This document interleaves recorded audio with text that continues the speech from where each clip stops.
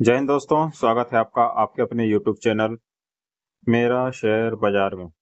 दोस्तों, आज हम बात करने जा रहे हैं एक ऐसी कंपनी के बारे में जो एक रेप्यूटेड ग्रुप से आती है और कंपनी को बिजनेस वाइज देखें तो अभी कंपनी का बिजनेस अच्छे से स्टार्ट भी नहीं हुआ है। तो दोस्तों, आप कहोगे कि सर, जब कंपनी का बिजनेस स्टार्ट ही नहीं हुआ है तो आप इस कंपनी के बारे में क्यों बात कर रहे हैं? ऐसा नहीं है कि कंपनी का बिजनेस अभी स्टार्ट नहीं हुआ है। हाँ, लेकिन जैसा कंपनी डिजर्व करती है वैसा अभी बिजनेस उसका स्टार्ट नहीं हुआ, आप ये कह सकते हैं। तो दोस्तों, यही तो टाइम होता है कंपनी को और कंपनी के बिजनेस को स्टडी करने का, जब कंपनी कंसोलिडेशन फेज में रहती है या थोड़ा बहुत ही अप एंड डाउन मूवमेंट दिखाती है। दोस्तों, मेरे तरफ से क्लियर डिस्क्लेमर है कि ये किसी भी तरह का कोई रिकमेंडेशन वाला वीडियो नहीं है। ये वीडियो केवल स्टडी पर्पज से बनाया गया है, जिससे कि आप स्टॉक को, कंपनी को, बिजनेस को सेल्फ एनालाइज कर सकें और कॉन्फिडेंस के साथ में डिसीजन ले सकें। मैं यहाँ अच्छे अच्छे स्टॉक्स आपके लिए बिजनेस वाइज ढूंढ के लाता रहता हूँ, जिससे कि आपको चीज़ों को अंडरस्टैंडिंग करने के लिए आसानी हो। हम यहाँ जिस स्टॉक की बात कर रहे हैं वो केवल एसआईपी पर्पज से कर रहे हैं। यदि आप चाहें इन्वेस्टमेंट करना तो अपनी फाइनेंशियल कंडीशन के हिसाब से आप अपना इन्वेस्टमेंट भी प्लान कर सकते हैं। दोस्तों, हम आगे बढ़ें उससे पहले एक बहुत बड़ा वर्ड है आप सभी के लिए कि हम यहाँ पर जिस बारे में बात कर रहे हैं वो लॉन्ग टर्म के बारे में बात कर रहे हैं, शॉर्ट टर्म के बारे में बात नहीं कर रहे हैं। शॉर्ट टर्म में मार्केट्स में बहुत अप एंड डाउन चलते रहते हैं, इसलिए शॉर्ट टर्म में मार्केट में कोई गारंटी नहीं होती है कि आपको कितना अच्छा रिटर्न मिलेगा। लेकिन दोस्तों, लॉन्ग टर्म में मार्केट में गारंटी रहती है। यदि आप अच्छे बिजनेस, अच्छे सेक्टर, अच्छे स्टॉक के साथ एसआईपी करते हैं या अपना इन्वेस्टमेंट प्लान करते हैं तो आपको बहुत अच्छा रिटर्न दे सकता है मार्केट। क्योंकि बिजनेस वाइज देखें तो कंपनी में किसी भी तरह का कोई डेप्ट नहीं है, किसी भी तरह की कोई दिक्कत समझ में नहीं आती, सिर्फ अपॉर्चुनिटी अपॉर्चुनिटी है। कंपनी फाइनेंस सेक्टर से बिलोंग करती है, एक एनबीएफसी कंपनी है जो कि अभी अपना बिजनेस स्टार्ट कर रही है मार्केट के अंदर। ऐसा नहीं है कि इस कंपनी का बिजनेस पहले नहीं था, पहले भी था, लेकिन अभी कंपनी अलग से लिस्ट हुई है मार्केट के अंदर और अभी इसका बिजनेस वैसे स्टार्ट नहीं हुआ है जैसे कंपनी के अंदर पोटेंशियल देखने के लिए मिलता है। दोस्तों, हम जिस कंपनी की बात कर रहे हैं उसकी पहले हम बैलेंस शीट चेक कर लेते हैं। आज से यदि हम 5 साल पहले देखें कंपनी को तो केवल 1900 करोड़ की कंपनी के पास रिजर्व हुआ करते थे, जो कि आज बढ़ के 18,000 करोड़ के हो गए हैं। And long term borrowing zero है, शॉर्ट टर्म बोरोइंग जीरो है एंड कैश इक्विवेलेंट देखें कंपनी का तो करीब 4,590 करोड़ का कंपनी के पास कैश भी है। तो कंपनी की बैलेंस शीट तो बहुत ही स्ट्रांग है, जबकि बिजनेस कंपनी का भी स्टार्ट भी नहीं हुआ है यदि बिजनेस वाइज देखा जाए तो।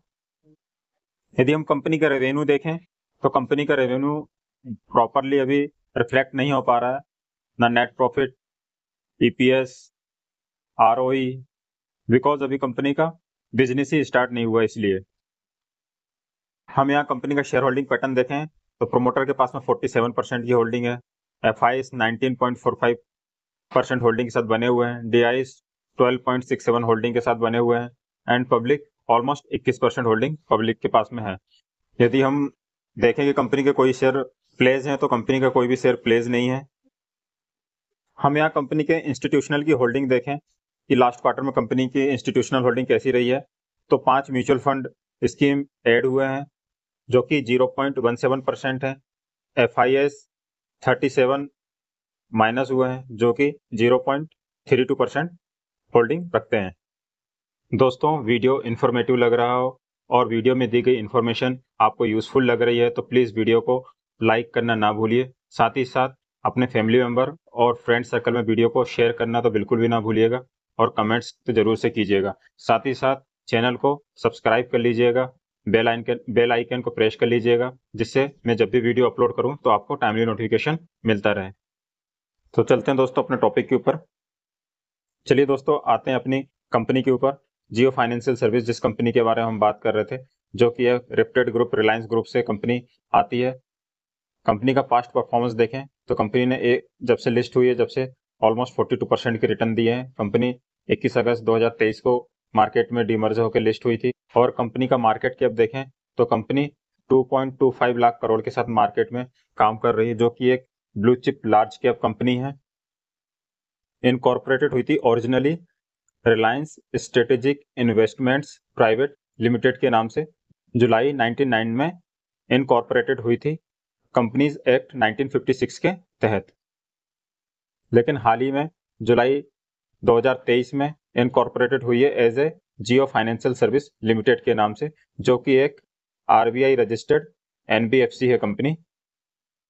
कंपनी होल्डिंग कंपनी है फाइनेंशियल सर्विस बिजनेसेस में थ्रू कस्टमर फेसिंग सब्सिडरीज, जिसमें Jio financial limited, Jio insurance broking limited, Jio payment solution limited, joint venture है namely Jio payment bank limited के नाम से, जिसे हम जेएफएस जियो फाइनेंशियल सर्विस के नाम से जानते हैं।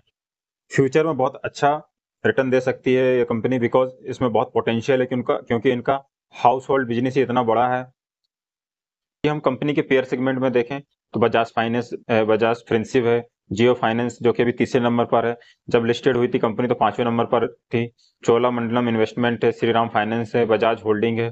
तो कंपनी में पोटेंशियल है कि वो अपना 1 नंबर पोजीशन में भी आ सकती है, लेकिन उसके लिए कंपनी को और अभी वर्क करना पड़ेगा और काफ़ी टाइम लगेगा। Quarter and quarter sales and profit देखें तो अभी कंपनी का बिजनेस स्टार्ट नहीं हुआ तो कोई बहुत ज़्यादा डाटा अवेलेबल नहीं है, ना कुछ बहुत ज़्यादा उनके सेल्स कुछ यहाँ रिफ्लेक्ट हो रहे हैं, और ईयर एंड ईयर बेसिस भी बहुत ज़्यादा कोई डाटा अवेलेबल नहीं है। जैसे ही कंपनी का बिजनेस स्टार्ट होगा तो बहुत अच्छा कंपनी के अंदर ग्रोथ देखने के लिए मिलेगा। कंपनी डिजिटल बैंकिंग में, यूपीआई पेमेंट्स में एंड इंश्योरेंस प्लान में, जितने भी ग्रोइंग सेक्टर हैं सभी में कंपनी धीरे धीरे एंटर करके मार्केट कैच करने की कोशिश कर रही है। कंपनी के बोर्ड ऑफ डायरेक्टर्स को देखें तो दोस्तों, आप जिन भी कंपनियों के साथ इन्वेस्टमेंट करते हैं तो कम से कम उनके director, executive director, independent director, उनके बोर्ड के बारे में आपको पता होना चाहिए। सभी का डाटा इनकी वेबसाइट में मिल जाता है। यदि आप यहाँ देखेंगे मिस रामा वेदाश्री को इंडिपेंडेंट डायरेक्टर हैं, यदि इनके बारे में आपको देखना तो ये देखिए सब डाटा यहाँ पर अवेलेबल है। तो इसलिए यदि आपने कभी भी किसी भी कंपनी में इन्वेस्ट करना है तो कम से कम उनकी वेबसाइट को विजिट करना है, जिसमें उनके मैनेजिंग डायरेक्टर के बारे में, उनके बोर्ड के बारे में आपको जानकारी मिल सके। कंपनी का ग्राउंड ऑलरेडी तैयार हो चुका है, पिच ऑलरेडी तैयार है।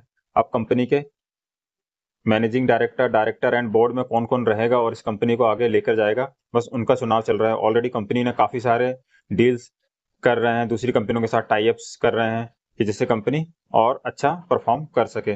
और जैसे ही कंपनी अपना बिजनेस शुरू करेगी तो कंपनी के बहुत चांसेस है कि रैपिडली कंपनी बहुत अच्छा ग्रोथ दिखा सकती है। यदि आप इसमें एसआईपी प्लान करना चाहते हैं या इन्वेस्टमेंट करना चाहते हैं तो मेरे तरफ से कोई रिकमेंडेशन नहीं है, लेकिन ये आप कर सकते हैं क्योंकि फ्यूचर में आपको बहुत अच्छा स्ट्रॉन्ग रिटर्न ये कंपनी दे सकती है।